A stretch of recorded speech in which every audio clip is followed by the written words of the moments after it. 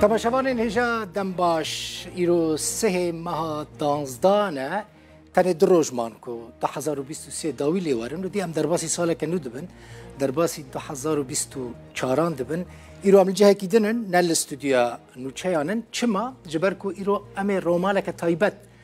پیشکش بکن رومالا 2023 جبو روج آوای کرسان چاوا درباس بو اف رومال وب کرا ورا گوتو پیش کرن و جاره میوان ما ین ماله نه یعنی میوان منه هون یان دنگ نوان دبیسن هون یان وان لسر اکران روداوی دبینن 2023 دا جبو روج آوای کرسان گلکی وستابو هم به پیشکش کرنا بولتنان هم جی به آماده کرنا راپورتو و ماتریالان و براستی گلکی وستابون من حس کر ازوان بکم میوانی خواهی و جاره جدر و نینن یعنی هر دمی هم جدر و تینن و جاره برا جماله بخوابن و ناست کن یعنی با بدم ناساندن حسین عمره که گلکی به روز آوای کرسانی را مجول دبه گلکی وستا دبه هر روز بفرن حسین خیراتی اون حسین بهتر به چه ناست کن به افرینه ناست کن لی حسین نج افرینه ها لی اما افرینی هم باشتر ناست که نالین حسن اوجی سپیکر نوچیانه سوریه حساری اوجی سپیکر نوچیانه بلتنا پیش کشت که خالد محمد جمیل هم زمانزانه خالد جمیل محمد هم زمانزانه همجی جنیزیک فدزانه روشا پرورده لروج آوای کردستان چاوایه یعنی ام روماله که اوها خوش ورا پیشکش بکنو از باور دکم و بفیده به نه حسین خیراتن خیر تبع که از روشا سیاسی نکی دست بکم حسین دما کو سال به داویت هر کس مراق دکه 2023 جبو روز آوای کرسان سالک چاوب بله دل بخوین عبارتا و همو تماشاوانه روداوی بخیر و هفکاری من الویدر بشتارجی راستی بکرتی امکارن بجن 2023 بردوامیه تراژدیا کو اف 12 ساله ملت سوریا بتواهی ناف دجی روجاوای کردستان و ملت کرد دجی بردوامیه بو بار هنکی گرانتر جی بو ایسال بتایبت جبلی او شر و ایریش کل سر روجاوای کردستان هات نکرن تایبت دقوناغه برفره ده کو ایریش السرجرخانه روجاوای کردستان و سازی سیویل هات نکرن هر ایتالیجی زانه بری چند روجابو او شر کل در زوری لهمبر حسد هات کرن د سروی رجی او کارستا عردهجه کو زراره کما ظن خلکه ما هرما افرینه و ملت مال و درکر من هموه هشت کو دیمن سال 2023 نتهنه نجدا بیش ابریوه هنکی زحمت تر و بدل اشتر بیشش با ملت ما مخابن سر اساس سیاسی جی اگر غیر امکارن دیمنه کی سر تشته 23 بو و چه نشان عدد دیش با 24 امکارن سر عوض پر نخوش براستی ام به چه داویل سال 2023 بینن که دوان روزین داویده او روجاوای کردستان بمب باران کردن و گلک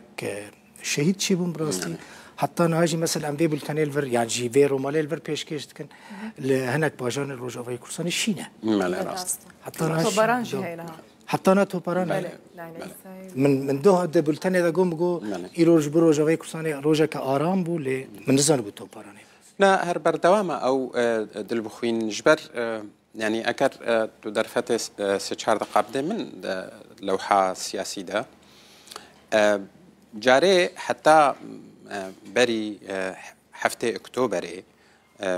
كريزا سوريا بتمامتي ناف دجي روج اوای كردستان بهتر گريداي بو بلو تفجر و بلانين ولاتين ناف دولتي و ناف هرمي تایبەتی جی تورکیا فۆکساوێ سەر ڕۆژئاوای کوردستانی و ئەو ئەزمونالوێ دەرێ ڕێبەبەریا خۆسەریا هەیە مەراقاوەی سەرەکە بوو کۆ لاواز بکە یان ژناو ببێ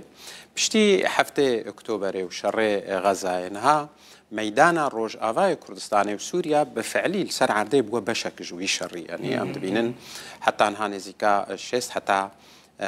دەردۆرا شێست ئێریشی لەسەر بنکەی ئەمریکان سەر خاکا ڕۆژاوای کوردستانی و باکوور ڕۆژهەڵاتی سووریا هاتیەکردن دەهان ئێریشی ئیسرائیل لەسەر دەوروبەرێ شامێ و بالا فڕخانەیە شام و حەلەبوان هاتیەکردن فاکتەرێکی نو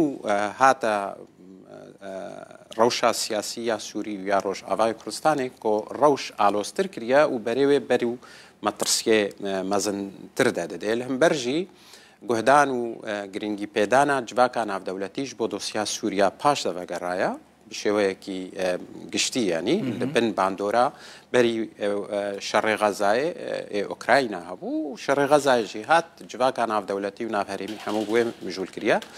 ji ber wa jî Tirkiya dixwaze wê derfetê Sûdê jê werbigire ku karibê careke dî tiştekî li hember Rojavayê Kurdistanê yan bakur Rojhilatê Sûriyayê bike heta niha ev êrişê esmanî ê kotê nekirin tev li wizareke mezin xwîna miletê me tê rişandin geç û kurêmetê ne kuştin li wê derê û ji xêrî binesazî û yanî serçavê jiyana miletê me têne têkdan û têkbirin xelk niha بسوتمانية بنفطة بغازة بقلق بيداوستية جيانية إلكتريك بالسرت هما باريزها حسكة تقريبا روجلات آلية روجلات مامتي قطبية فا تفلو بقى زراري نشان ديكو حتى نهار نهات يداعين جبو تركيا كو جارة كديل سر عرديل همبر هسده وريفا بريا خسر تفبقاري سبب جيتشيا جبر أمريكا وديارك وهالوسطك وهي نابي تركيا هري أو نافشي كل جير دستير كيفا يعني هبونا أمريكانا تفجرك ببيويل همبر ونافشي كونها بهتر كيفا روسيا عليها وكنافشي شهبايوان كم زيدا كوباني أو جي روسيا تركيا رد بيجي توارد تشتكي بكي شماتيل سر حسابي منو سر حسابي برجوانديا منو نفوذي ما بكي نأز كرداهان دمكو ببنا نيفشا دولات وكا روسيا بيجي وتركيا تيفاد في آليدا أمريكايا هبونا أمريكا لسرطة مطرسية نافشيل جير دستي أمريكا لسرطة مطرسية نافشيل جير دستي من في ترازوها هشتيكو تركيا الآلية بجاهي بفرين كرن جبروها إريشين أسماني وأرمانج قرتنا بنسازيا روجاوای کوردستانی وان دقیق پاش هم کارن برای امین فرح باخن لیست خازم دوی نو بریده یعنی نه بهتر سکتورا پرورده خالد سکتورا پرورده جی هاتنه بمباران کردن مثلا گلک دبستانش کار کتنه گلک هزاران خونده کارن دبستانان ناچنه کار هر پیش رو جوان دبستان و روشا پرورده چاو دبرد او چابخانه یا کوهات ارمانج کردن سیماف لوی داره پرتوکن دبستان لید هات چاب کردن بله راست از به درفته بجم هاتنا سالانو لهمو گلمه پیروز دکن و ام هیوی دکن کو سالا 2024 سالا کنو آواکرنه به سالا که آشتیه به جبوی همو جهانی و جبو گلمه و کردستان بتوایی و سوریا و عراق جی دبشه پرورده و فکرنه ده هم دزانن کل روجاوای کردستانی بتایبتی پیشکتنه که باش دبر پرورده یا بزمان کردی ده هاتبو کرن و اف جی بسایا کارو خباتا ریوبریا خسر بو اف وکا کاره که انجامک بو جی کارن کو ریوبریا خسر و دزگهین وین دوی واریده خباتک باش هاتا کرن ج دسپیکا پرورده یج بوله یکم حتی کد گهج زانینگه هاتن فکرن افتش تک خونک بوج کردن روجاوای کردستانی را دما کو حکومت ترکیه دید کو پیشکتنک دوی واریده هیا نتنه بنکه و پیگهن حسده و یپگه کرن آرمانج اف تشتکی بالکشه کو دفان بمباران في داوية وين بري ويجي دبستان بخو هاتن آرماج کرن وكو هفكارا ما نالين نشان پیدا چاپخانه یا پرتوکان باشه چاپخانه یا پرتوکان چه مترسیه لسر دولتا ترکیه درست دکه اگر مترسیه کسی سیویل موجی کسی سیویل تیده شهید کتن تیده شهید چون افجی نشانه که براستی مترسیداره لسر روشا نتنی روجاوای کردستانی و نتنی لسر روشا سوریه بگشتی و کریزا سوریه و روشا سوریه لی لسر روشا نافچه بتوایی جبر کو اف نفشه کو خواندنه به بحر دمینه اف نفش و بكده هره آسویا وینفشی بره وینفشی بر بكده دچه بر بنظانیه و دچه و گروپین رادیکال و گروپین تندرو و گروپین تروری هول ددن سودیج و والهیه ببینن کو وان زاروکن کو به خوندن و به پرورده معنی ام بیجن پرورده بری کو ام بیجن فیر کرن اف زاروکن کو به پرورده دمینن دبه کو ببن نیچیره کباش جوان گروپین رادیکال را کو ببن مترسیل سر ترکیه بخوجی وكو ولاتك وكو دولتك وكو ملتك لكيلكا سوريا الكيلكا روجافاي كردستاني كردن عربن تركمنن جهمون نتويان بيكاتيان هنا ادي اب نفشيكو بي پرورده مازم ببه دفاع بردومانا داويه دكو جبينجي جوتمها 2023 دس بيكر حطانها بهترجي 40,000 خوندكاري بي خوندنمان نزیکا 600 دبستان ها به کارنشکار کتنه باشه بری نفچه و بکو دهاره و بر به تندرویه دهاره اف ام کارن وی کی بیجن کو باندورا و روشان نجیگرو نه آرام و نه سقامگیر کو پرانیا و دولت ترکیه او به پشتگیری و آلیکاری و دستکی کو دستکار دک او گروپین چکداری کو روزه که روزان دسپیکا ام دناف دوکا وانان بیجن شورشا سوریه کو هاتن جبوی خو بکن آلترناتیو جه رژیم سوریه را تشتی کو رژیم سوریه کر به هزارین قاطان کمتر جه تشتی کو وان گروپین تندرو کرنه و خفروتنا و وکو کارکی کری گرتی کار دکن جبو تکدان و جناف برنا نافچه به توایی د خدمتا آجندای دروی سوریه تشتکی دینجی هی گلکی بالکشه براستی جی اگر پرورده کار یعنی تک بچه ریل پیشیا تشتکی دن ود او جوانین کو نخوینن و چبکن نه یک نخوینن دو کارت نبا و چبکن دکارن بکم ریکه راست بکم ریکه نباش لی تشتکی دن هی خارد مثلا ریو بری خود سر دوی دمیده یعنی ددم آوکرن خود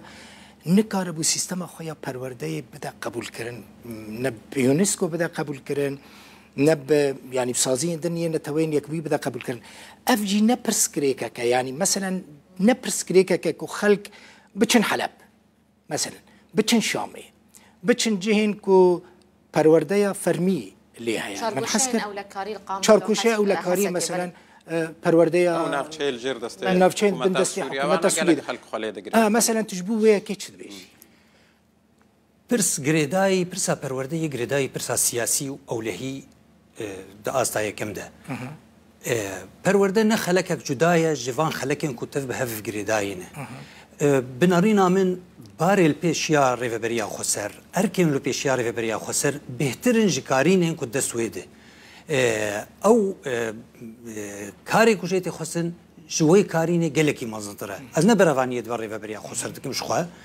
لی و هلبت دماکو ایرو کارتی کرن جبو سپاندن و بجهگیرنا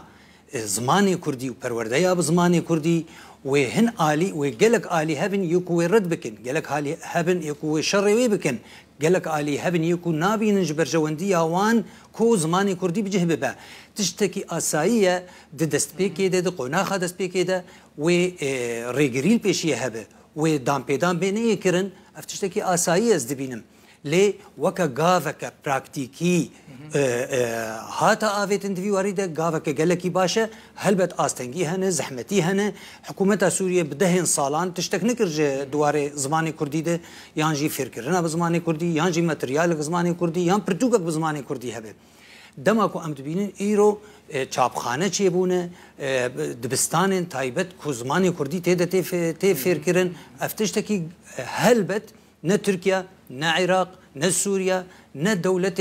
برانية ام كارميجن دولة عرب قبولنا كنفتشت ناخو نبه ثانية از گمان دكم اگر گاوك وها لتركيا جيبي آويتن لكردستان لباكور كردستاني اگر لباشور كردستاني ام فكرن بري دهين سالان بري كو هريما كردستاني چه بي همان كيشه هبو اگر تبمين البندا او دجمن هلبت رينادته لید ویت تهن گاوین پراکتیکی باوجد وی وارده تهن دزگه و سازی خود درست بکه نفشکی درخک و اف نفشی هان ایرو از کسکی از جروجاوای کردستان مش قامش لومه دماکو ام آخفين ام بعرب مانجي دا آخفين ایرو زاروکا که تمنی وینا 6-7 سالی بو کردیه که از کار مشتر بیجم اگر نج آمنو تشیتر به و کردیا منو تی افنا گاوا که قال لك باش هاتي ابيتن تمام قال لك باشه خالد قامش له سريا نيف حسكي نالينش حسكي حسين عمر جديري كي وقامش له نظامش كدريش كده ديرك وقامش له حلب اشكو بالي لا هو لا ببيجل كعفرين عفرين ملجورة لا عفرين دلي ما دشي عفرين كي ملجورة او بريفد بشخوان بريفد بقى اجي لوجينا بالبخينا اجي نيف عفريني مع نوجين بروديسير ما خلكي عفرينه يعني بنيرن الكنترول نوجين يوسف يعني ما جي ناخذها ها حقيقي جيان جيان كي ما جي جيان ها تشتكه كوروجيا مثلا جيان كي ما يعني حمو جيان ما جيان له الكنترول الجم نوجينا او جي الجور الكنترول في دي بي تي بريفا او جيب مرنا او جيب مرنا يعني ما روجاوي كرساني اني روداوي هاش وسا نبي كسب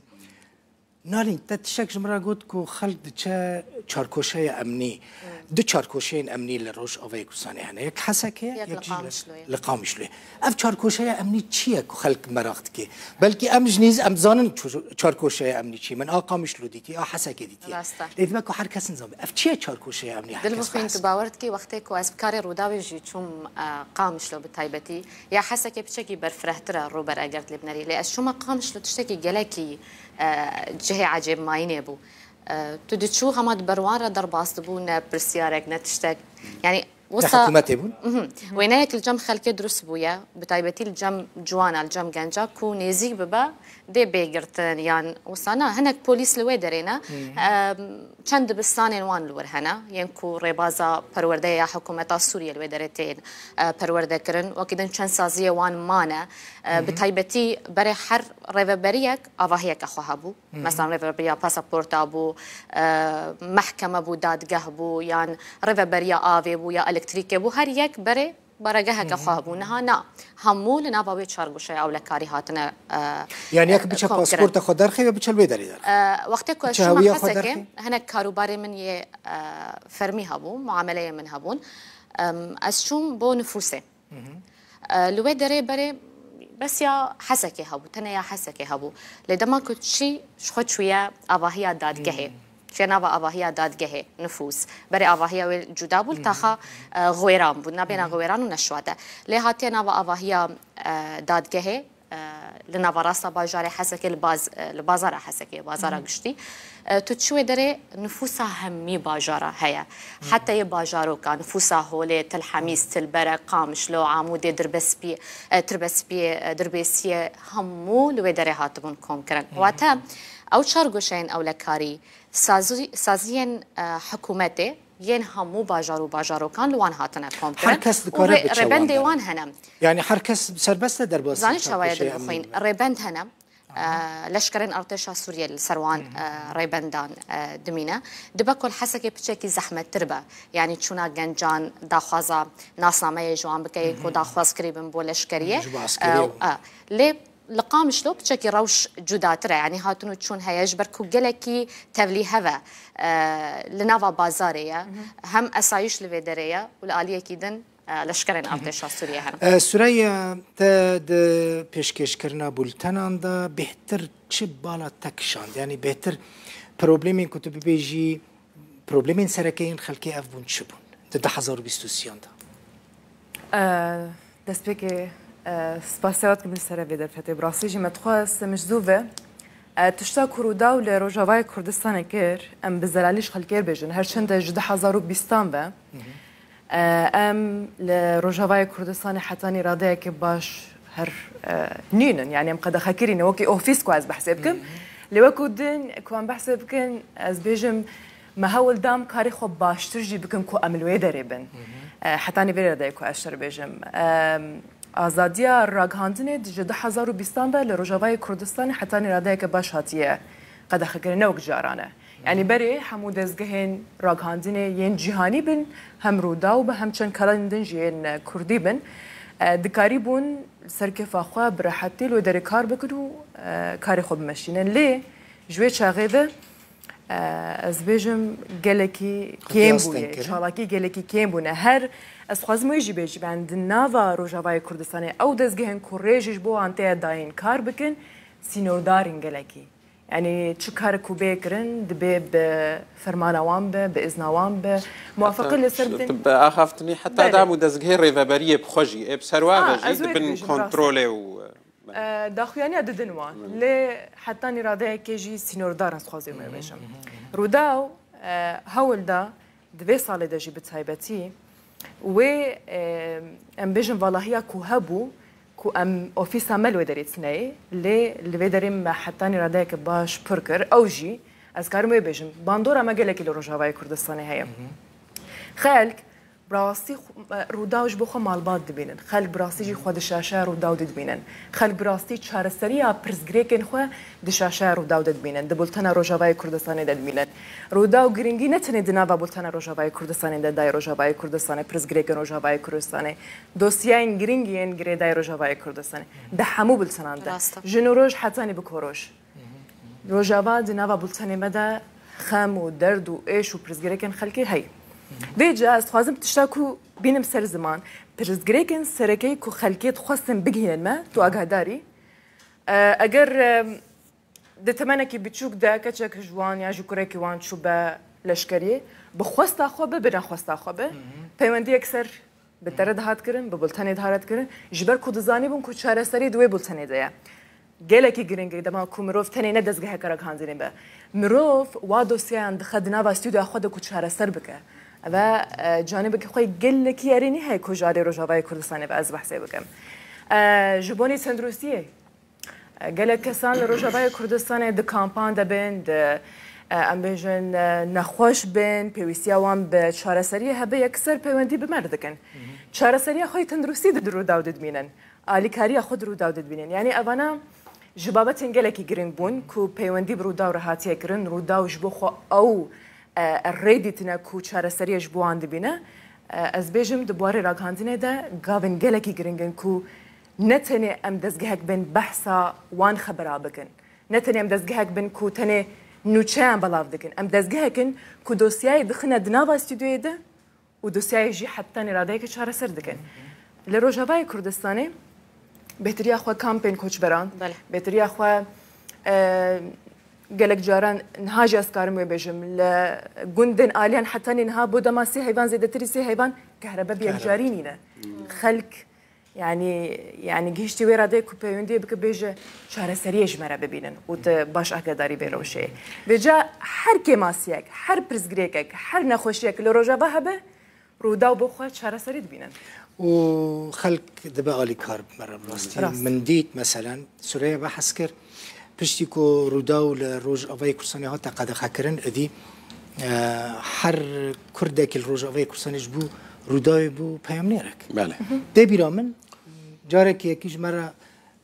فيديو اكشان جو مالا من بكن أوفيسر روداوي دما كروداو تقد خاكرن جو مالا من بكن أوفيسر روداوي مالا تعافى تشتي دنجي بون بيجومان مثلا كوچبري هبو ابي قالك كرينج بو برجبو من قالك نخوش براسي دماكم دبولتاني خدا رومالا او كاسين كو درياي خنق الجزائر الخنقين لليبيا خنقين لا افاي ايجا مثلا بري چند روجان دبولتاني روداوي دابو او كچج كوباني ياسمين كو دارستان ك بلغاريا دا جمدي بو يعني طبعا همو بروبليم تشتكي دن ده 2023 داش بو من بالكيش بو قديم ما بحثا ديالوغا كردي نكر حسين ها دما كان مثلا ده حفتي جاري كده جاران ما بحثا بيانا كذكر افدما كان بحثا بيانا كي ناكن بحثا ديالوغا كردي نايكرن بحثا ديالوغا كردي سوري يعني ديالوغا نابره هسده مسده وحكومه سوريا ده نايكرن حسين او ديالوغ الكرمان چاره سريان بو چه دل بخوين كارم بحساوي تشارشوفا ديما كينا كي فرحتردا بكم للسيرفي خالي تايبات باوريام دا او يعني او ريرو او ري هاتا قرتن يعني او ديالوكاكو هاتا دست بيكرن جبر هناك هو كاري جريداي تفقرب بخوا بيانك وأنا كسا وهناك هكاري ناف هرمي وناف دولتي دسريدا يعني هردو قال يعني شاندا ونكارن بسري خوا هردو بسري خوا الجور برجوان دياروج آوای كردستاني و پیوستین پاراستنا دوزا کردی لروجاوای کردستانه و هشتنا بگهوه هر دو عالی بسری خون نکارن بکن یعنی نشان جیل سرویه که یعنی چقاس هوله دیالوگ ودان و استاندنه هاتنا کرن دبن سرپرشتیا عالیه که ده برای هرما کردستانه بو پاش جیبونا امریکی بری امریکیا جیش خو فرانسیا هد بیستای دست 2020 در ری فکر و کدست پیشخریک هبو یعنی هر تم البندی کو عالیه کوانا بین جمع هبد قناعت حالی ده امریکا همه دسته خوشوی مسئله ششتیه یعنی تشتکی جدیج بوی دوسیه ناکن و هر دو عالیجی تنه هفدو تهمت بارد کن یعنی تو عالیک جوان خودی دست پیشخری نینا وبيجي كان في قشاي بشكينن يعني ام بخوا قافكي هول بدن جبر وها امد باوريام دا او دوسيا هري كيم يعني ده في صالوني فاتشوي ده بهتر مريبو يعني تا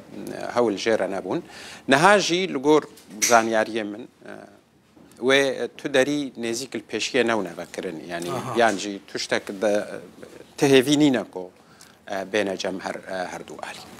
ديمن هال روج آوای کردستانی و سوريا دل بخوين تبكي هناك پیش هاته و حتى صبر روجاوي جي بهتر ريفابريا خسر انا كسا چيا ريفابريا خسر مسدا و حسدا كوهزا دستلاتا دي فاكتو سر عرده پیوندیه کو هنجی دوسیا سوریه واره بهتر بويره يعني دوي چارچوبه تكرن لفو تفقرن نافهريميجي ايكوتينا كرن تركيا به روسيا به ايران به بهتر او بيفا غريداينا الروش وكا نها خوياتك هنا قاف هاتنا آويتن تاليا في صالي دا باوريام دوي باندوراوي صالانو دهبه لسر عرده يكجي او پسند کرنا هرم يعني باكر روجلات سوريا حموه كيك هرمه بكاتيش هفت كانتونا الجورزانياري من أو يعني بيشنيارك أمريكي بو بروجيكي أمريكي بو كو أفنا ب نافي هرمه لي وري كرن بري أمزانن جالكي ترسو هستياري هبو الآلية كسين كوريفا بريا خسر بريفا دبن أفيك كونغري چارم و تالي مساده كوهاتي كرن هنا قاف تيدا هاتنا آويتن هناك مساده بخوكرنا وكأنينا هنا كسايتي عرب كو بيجهي واحد أستاج كده مثلا برازيل محمد الفارس كو يعني جالكي نزيكي حكومته بون وهالوسط كواي جالكي تند ج ريفابريا خسر وج ما في كرد السوري أهبو يعني سروكي بسمامي الهفل أو هفل الهفل عشيرتا طي بوسرايا محلمي چند باوريام دا اف دوی چارچوبه دته کو او ناکوکی و آلوزیه کل دیر زوری چهبون و ترس هبو بگه حسکه و حتی باشوری قامشلوجی رهنکی الپیشیاوی وری گرتن به پاراستن به آنی ناوان کسایتیا کو ببنا خاله گریدانید نافبر جواکا عشائریه عرب و ریوبریا خسر و حسده دا و آنینا محمود المسلط کو هلوسته وی پر تند همبر ریوبریا خسر و حسده هبو و پر نزیکی ترکیه بو بلکه حتی نهاجی او پیوندی بترکیه را قط نبونه تنشانه قط بونا پیوندیاوی بترکیه را نینن که هناك بيجن بلكي نظام شوي خطي وقرابين از ندوي باوريه دما محمود المسلط بقرار امريكي دريا هسده بهاتا دانين يعني حتى ندريا مسده بجي الجورزاني اريمن امريكانا هسده رغو تبوكو دفي اف جامير ببي هف سروكي مسده تشتا يعني بالكيش حتى بري شش هيباب امريكيارا في محمود المسلط وهناك كسايتي دي هو الدان اف برازيل سالم المسلطه كو سروكي تلافي بو او هفل خزور وزافاي هافن يعني خارزي كردان صار من وصلت بله تكلي جباكي هنا قال من هاف بيفين بيرا تشيكل جنيفي جو كرد بله خالد نه راسته بروژه کوي هبو کل همبر هسدا لا شکی سربازی به درست کردن لروجلات فرات و نافچه کل جر دسته ریوبریا خسر و در دوراویناج نشکاوه هات برن تشتا بالکیش الویدره دل بخوین کو تنیشان الجمانینن کو امریکا چه سوز دایوا باشا مصلت السروه فرض كريا او تفنا عربي برفره بوالدورا ودبا كوج آليه كيفاش بو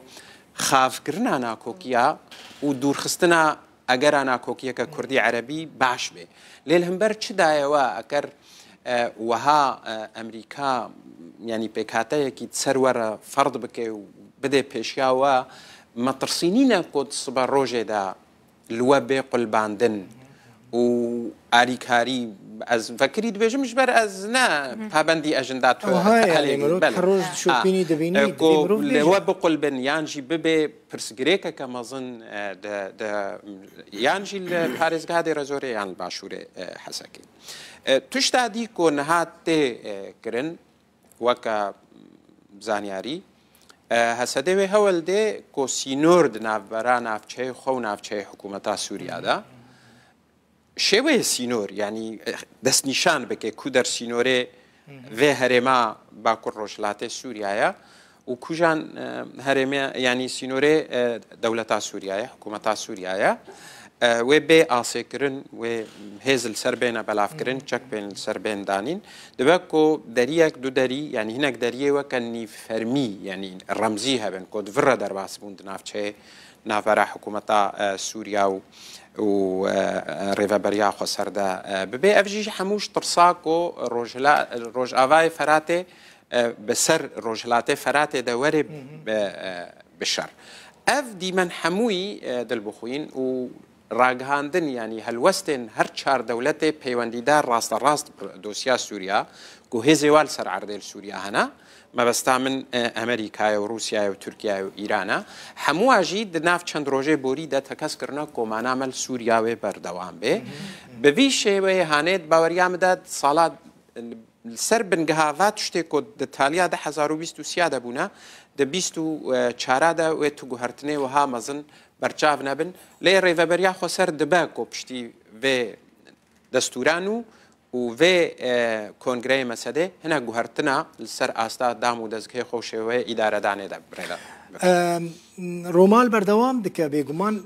فوكس بوبا كما هي چند قنانوجين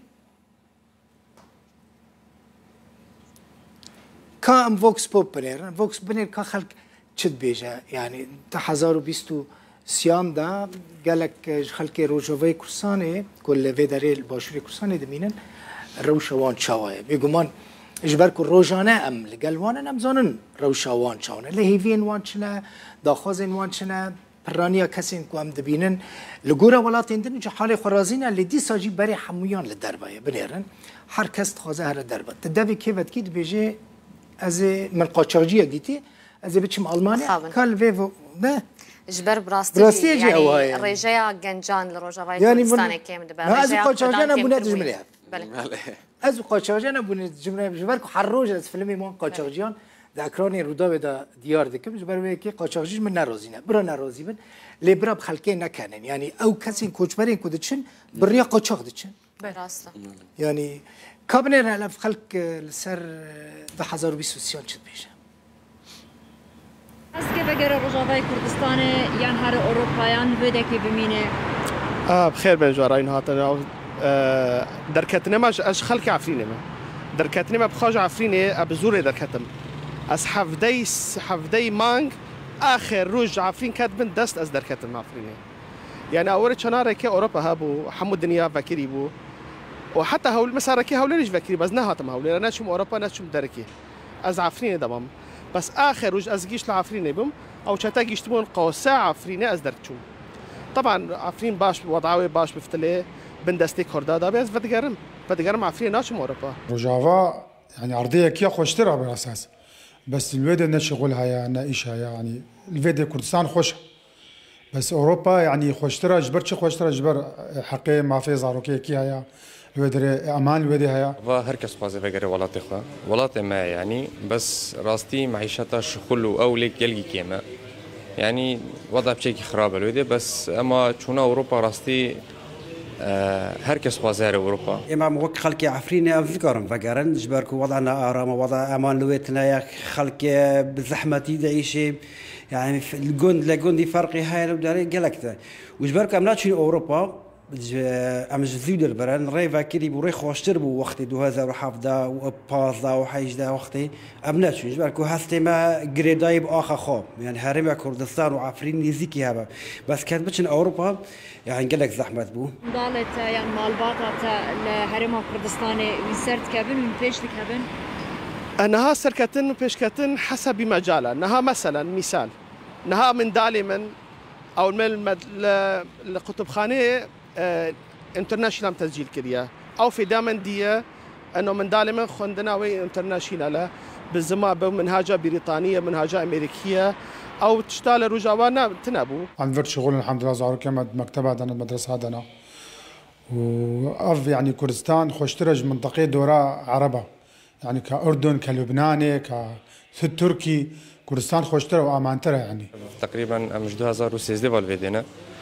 وكردستان فيدي قوري ودولتي عربية يعني في دوري ما وضع لاجا بتر باشتره يعني والله ما كردستان هركس نحسن تدا لاجا وشغل باشا تدا الحمد لله ولغات يعني خوشة أو أهل كردستان يعني قالك باشر يعني يك نحسن وغربتها بس شواب أوروبا مش هم كثيرة باشتر. أم حظكين بيش كمان بس كأم بانوبرن تشتك أصلاً جيج مرحية يعني وقت تكارتي بانوبري ورد قريب قالك ري نفكرينا وقت سفرية بشو دربا وري وقت التخانية كي بكري وقت الدكانة كي تشتكي فاكيج مرة قالك أصلاً جيج هذيك جبر بي. نارينا خلق ما بكل في داري الباشوري كرساني دمينم خالد دي سيستم سر مثلا پروردی کو گلکی گرینگش بروش آوای کورسانی ام تبیرا من يعني محمود شوافيري خندرون نفساندرا كرديبون ما شوا برتوكين كرديد نوا جريدين عربي بعث الثورة وتشارت جبوكم مخابرات بنعرض خلقك هي الترسيد بيجي سيستمك ايديولوجيك تنوا پرورده روج آوای کورسانی ده هيا نبيرن زارو كن خو بشين دبستاني سروي چد بيجي راسته شخوا داخواز او آلیه ایدئولوژیک جناو سیستم و متریالا پرورده بیرا کرن نای قبول کرن جبر کو ناب امجی به همان ویره بازا کو حکومت سوریه رژیم سوریه دکر و وینا و گوتنن حافظ الاسد لسر خندکاران بزوره دسپاندن پیوسته ام پرورده بهلن پرورده فيركرن به اف جلكي جرينجي اف وقت داخوازكي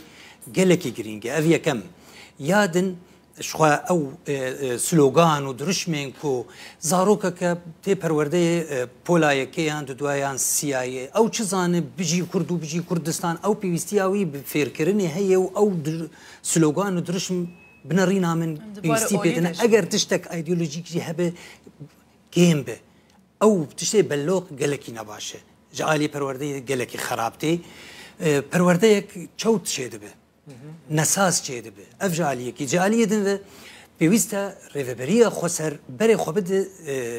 ریخستن و سازی یه ناف دولتی جبوی کو بکار به براستی و ریبازا خویا خوندنی چه متریالا به زمانی کردی به چی متریالا به زمانی کلدو آشوری به عربی به یه چه به یه نافچین ریوبریا خسر بریا یونسکو به بریا یونسف به بریا نتوین یک بوی به پیوست کار و تفکرک دوی آلی دبی کرن جبوی پشگیریه کش خوربینه جبو دام پیدانک به متریال نافچین ریوبریا خسر دناف دجرو جوای کردستانی بیکرن جبو کو براستی پرورده یک لجیر چافدیری ناف دولتی به تما کوته که جیر چافدیری ناف دولتی ادی و هنکی هیوی بهتر ببین جبوی کم کرنا وان کماسی کم کوریان کود هندری و متریالی ده پیدا ده به افتش کی گله کی گرینگ ریوبریا خسر دنگ خوب گین رخصن ناف دولتی و کو یونسکو یونسف جبو كارب كاركي باش بك وان دروش مسلوغانان جنافوي ماتريالي بافيجي و پرورده سیستم پرورده گلکی باشتر گلکی گرینگه جالیه کی دنجی انا کسیا کو دبیجه 24 دمجمیران رخنه الريفبريا خسرت کو افتشتکی اسایی رخنه کرن لی انا کسجی جتی خستن وكو آلية كي سياسي لهمبر ريفبريا خسر ومسدي اوجي قافكت في وارد بافج بكيماني دوان نافچيان لوان نافچين وكو عفرين وسريكاني وغريسبي كود بيجا ام هف بيمان ائتلافين هف بيمان ائتلافي الويدري سيستماتي پروردي بزماني كردي مريه قالكي مريه لاوازه افجي جوانجي تي خسن ام دما فيدي كيد بيجن نتني مجري فبريا خسر دخوازن ليجي انجمن اجتماعيه كردي لسوريا او بخوجي هن غافن براكتيكي كارا اكتيف ديفيواريدا لنافچين لجير كنترول وداغيركاريا تركيا بافيج قالكي جرينجا هي فيدي كم ريفبريا خسر والين بيوانديدار تشتكو خالد قلت جدي بگرن براستی جی او های نوچه که لزگین هیا لزگین نهال سرکرانی روداوی چه لطاقه قلای نوی لهولیره درونک کتیا خواره هجمارک دکانو و مالان اوتومبیلان زیان دیتنه مصطفى گوران پیامنیر مجوی داری ویل گلمه مصطفى حاضره عبدي ماني زندينا هر صوتك ابو هيت او شي واش يعني كاز نازاني سبو صفراء بوا تايب ومولي دبوا يشتشي وهانيه فقط صوتك ابو او دكانيه زعمك اشكاوا لقر اوي دو زامي او سياره شكايه مشايه كاز يعني بردكوتيا ما زياني جانينيا زياني ماديكا او دو زاميه لقى او دو زامي مشايه فقط هيت كاجنيا بيش دنگه هيز دنگه شي كنها نبوا فقط او دنگه بو اليرانا او زماره ايمانا هيش تشوان نبوا هيش تشكنبوا والله وكو جيتنا لي بدل دنگه كات لي رسرتا دواتر ويلي وردغرن جناب عن مختار قركن هاي برزت كنزو مختار قرچي قلاينو يما والله كاك مختار تيبو ليره تيبو زرا ساعات سن بالضبط بيشاشي بخيراتني ايه ودكم بخير بين ما ندوم تتشا رمبك هاتي ليره ناتواني بدن هيس رمبك ناتي برام هيس اسوارك ديارني كايه درونا هيتا حتى اسالي كولينو تو نبوا نازانين تا سياره سبرايا تقيا هيت اسوارك ديارني هيت شتك لو قركي كدبي تخواري هيت اسوارك ما نديت تا اساكا هركاتش شتك مانزاني او بابا ريستان رادا جايين حتى اساك هيت اسوارك ديارني ناي دروني ناي هيستقينا وشي تنها صوتك جورهات يا تنزامة شكانديا او زمان شكايا زامي باسة شكايا دوسي دكاني شكايا على رانا هيت شتك ديارني وكو تقينوا والله ببي اواني كوا خري سرقاي لو كوليني وانتي مكاني امني ليران هيش تقدر نكوت كوا بيش وقت هيت دنجيك ياخذ درونك هاتبيت السر امن ناوتشيا هيت كسك امن او كاتب بقوم ليران مهم بلام كمن دارا كان خدش قالك ليري بوليم برسيون بيش وقتها هيت هسك نكرا وهيت صوتك نهاتيا تنها لهيكران رمبكاتيا اما يعني يكم زاره لم شونا اور ردا يكم زاره بالي يكم زاره بالي زور سباس استا بالنتي مكاني هزي امني اسايش بوليس سرقالي لكولينوان امش ماركتي شديكه كاتزامكي شكاوا زياني مادي كمي بركوتو بلام وكو خوشان اماجان بيدا وكو شاهد حالكان المختاري قرشيش هيت زياني جاني نبوه ما حاجي جنابت خاون دكاني صلاوت لي بالردا وراس خو لقلتين تيبوت هس بتيك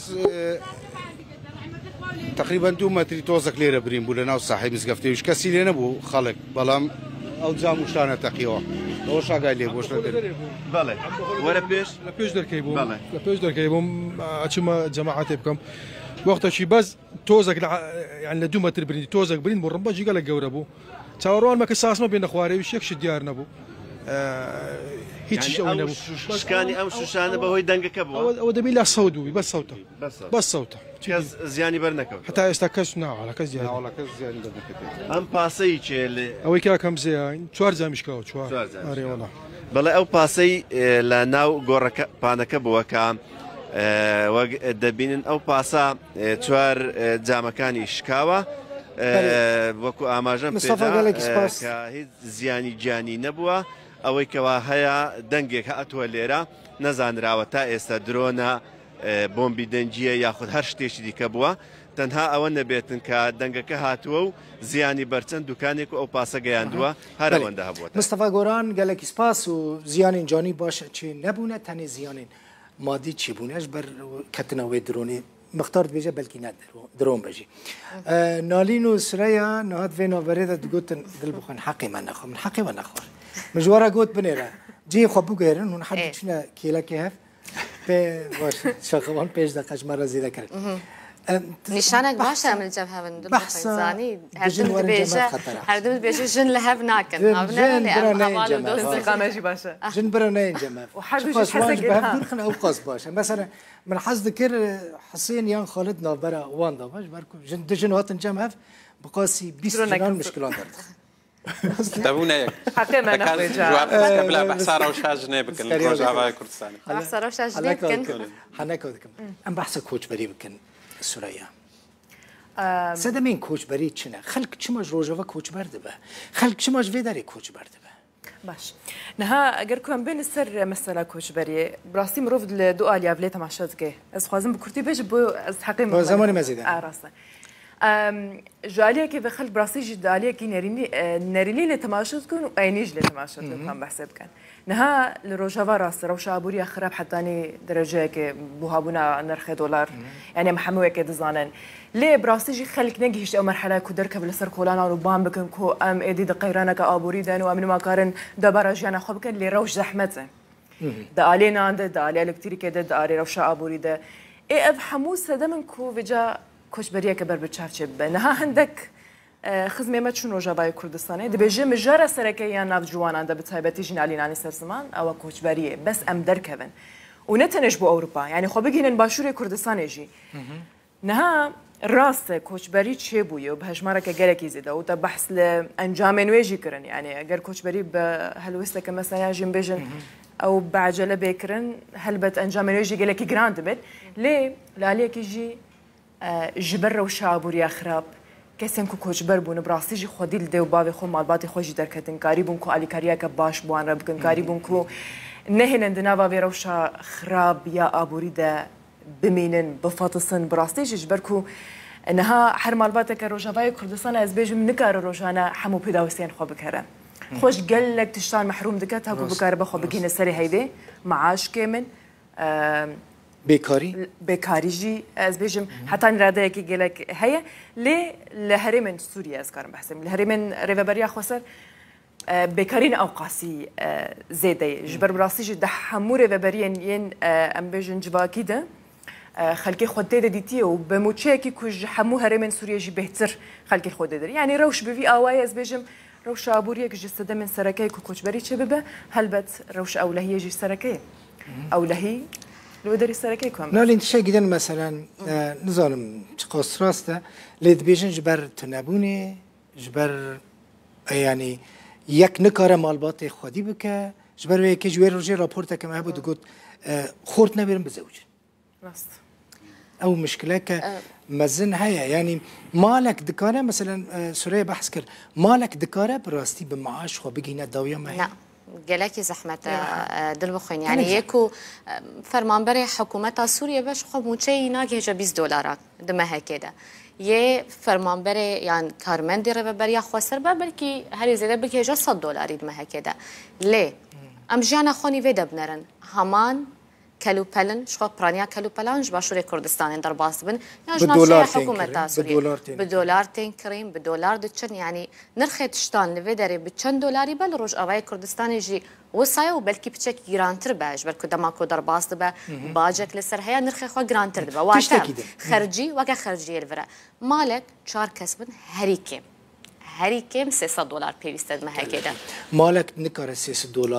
اجا سوریه آماجه پیکر آلیکاری تشت آلیکاریا کو خلق ویداریش دشینه خلقی کل ورد مینا آلیکاری مالباتی خود دیامن یان تو برایتا للدربی وندشینه والله متقصينا وقت شواد براسي وندشینه راسي اره والله متشينا ام دروانا كن بله از بخواه آلیکاریا مالد کرد از نزالب چه والله حتى از نزالب خالد دشینه اره ام نج اهل خوتن رسينا خلقی خبر دشینه يعني بالراستي اركا دوی بشینه اول نکو منتک نه یعنی دوی آلیکاریا با و دایی که خوش که برای خلق فقیرن دوی یعنی دوی ببن آلیکار لروجوا خلق خازم چما وی پرسی بکم لور ام دبی سن دبینن دبیجن کردین روجوا کتن وی داره مجال دان کچین ور جنین ور کد کافیتریا دا د رستوران دا د اوتیلان دا د جهن گشتی دا کار بکن لروجوا مجال جنان هيا كچان هيا کار بکن تبحثا بركر از كومنتك بتشوك بدون بشازي بحثا روجاوا بكم 2013 از بسردان هاتم باشوری کردستانی بریکو از بیک جاری بیم از چوم مولا رستورانتا بس كتشي ما يروج أباي كردستاني هروها كتشين سوريا كار ذكرن نبون كوكتش اللي بدري باشوري كردستاني لمولا يعني كار بكن لينها نا قهرتنا كبرمازن تشيبويا وقالك ج كسايتي وخلك فرد بيجن رولا كتشو جنين روجاباي كردستاني في آليدا قالك رولا كأريني بو وساكرن كوببه هاندانك بو كتشان در كفن كار بكن راسا لروجاباي كردستاني دلبخين يعني تشي ببورنا مثلا يعني نفكرن كاتشك دماغ تشي لمولا كي كار دكا كو يعني راستي استنجيانتي نبوي وهي نعم بيقومان قالك نورمال كاركي يعني كاتش دتشي المولا كار دكا الريسبسيون كي كار دكا الاوتيل كي كار دكا حتى الكارجي دفي او بجي يعني كارتكرن وكارجي باش في بابا الي كارجي ده خودی کردن کسایتی اوی خورتر دباد علی آبوری دسر بخود با علی کاریا مال باتا خود که گلک جاران او کچ رولا کچ وزلامه کل مالد بینه دبارا جیانا مال باتا خواه یعنی پیدا دکنه هر روزاوی کردستانی تدزانی گنج ما خورت ما به تایبتی گلکی کوچ بردبن یعنی چبو باشور کردستانی بیانج بو اروپا با پرانی کچ معنا لروجاوی کردستانی یعنی زیادتر کچ اوین کو معنا الجمده و باوی خواه نها او کار دکن دنوا ریوبریا خو سرده لبازاران دکان بو خدانینه بونه خودی بزنسم بچوک براستی او الیکاریا مالباتا خود کنش خود البخین تو خوجی دزانی و ام همی دزانن جواکا روش اوای کردستان هر جبره ده جواکا که وکریه و نبویه ریگر لپیشیا جنه یعنی سردم دیامنده دشو دبستانان دخواند کار دکر واتا افکرن هر هبویه نهاجی زده تربویه و برفره تربویه بله دو دقیقه من مانه از نظام بان دو دقیقه چوا دنوا هر چهار افکارین خدا پار و بکن حس سوریه آزادی جنه شاخواند بیجه پرسا آزادی جنه سوریه بکن جن روجاوی کردستان وقتی خواستن آزاده بکرتیش برکو از خازم بلا از بیجم از اجدالیا بیجم باش خود گلک بوارن جیان دل روجاوی کردستان دید بوار عسکری دش سهج صدیج هزین حسد جنن كدباري لشكري دوك از بحث بكم دنا جبا كده حتى نراده که باش حمو سازيان ده جنجي خو قرتنا ليه لاليه كي جندجي ده سبيكرنا شورش حتى انها رجايا بردان طلاق جلكي زيد ابويه اهر واجز كارم بيجم كو رجايا كشتنا جنان ده من داويه ده نبا هيبه كده سي كچ هاتبونا كشتن لسدسه مالباتو مال غزرو وكيد انه حمود شي بيطلع يعني حتى نراده که باش جني خدنا وسازيو